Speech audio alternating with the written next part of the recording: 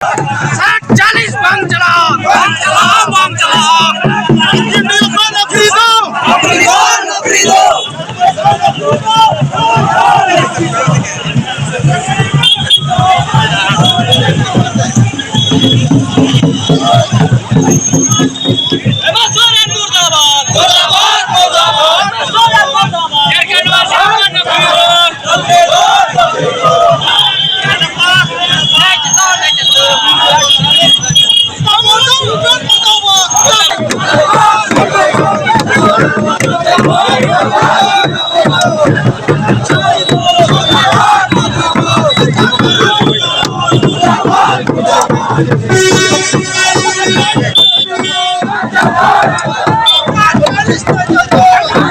मेरा ये कहना है कि स्थानीय नीति सरकार अभी तक नहीं बना पाई है अच्छा से। तो जितने भी यहाँ वैकेंसी निकल रही है उसके लिए मतलब यहाँ के मूलवासी को उतना सीट नहीं मिल पाएगा। अभी जो नियोजन नीति बनाई सरकार उसी के आधार पर यदि सरकार नियुक्ति प्रक्रिया को शुरू किया जाए तो यहाँ के जितने भी निवासी है मूलवासी है उनको उतना बेनिफिट नहीं मिलेगा। जैसे अभी बिहार के हैं वहाँ का जो नियम है वो केवल उन्हीं वहाँ के लोग ही भर सकते हैं 4th और 3rd ग्रेड वालों में। तो उसी तरह सरकार हम चाहते हैं कि सरकार उसी तरह नियम बनाए 4th और 3rd ग्रेड में ताकि यहाँ के झारखंड के निवासी भर पाए और अधिक से अधिक उनका सिलेक्शन हो पाए। क्या नाम हुआ? बबीता मरने।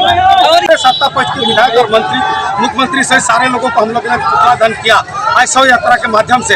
आज आप लोगों ने देख रहे होंगे प्रदेशों में किस तरह से इन्होंने कभी 32 कभी 60 40 कभी आपका +2 10+2 के आधार पर उन्होंने नियोजन नीति लाने का काम कर रहा है। और जिस तरह से कल हमारे छात्र ने राज्य में विधानसभा घेराव करने का कार्यक्रम के दौरान जिस तरह से उन्होंने छात्रों के बर्बरता से छात्रों के ऊपर लाठीचार्ज किया गया और आज जो उन्होंने 2-3 विज्ञापन निकाला है जिस तरह बिहार में बिहारियों के लिए जिस तरह से वहाँ का सरकार ने वहाँ का नियोजन नीति बनाया गया, बंगाल में बंगालियों के लिए, उड़ीसा में उड़िया के निवासियों के लिए, तो भाई झारखंड में पूरा भारत के नागरिक होने का क्या मतलब है?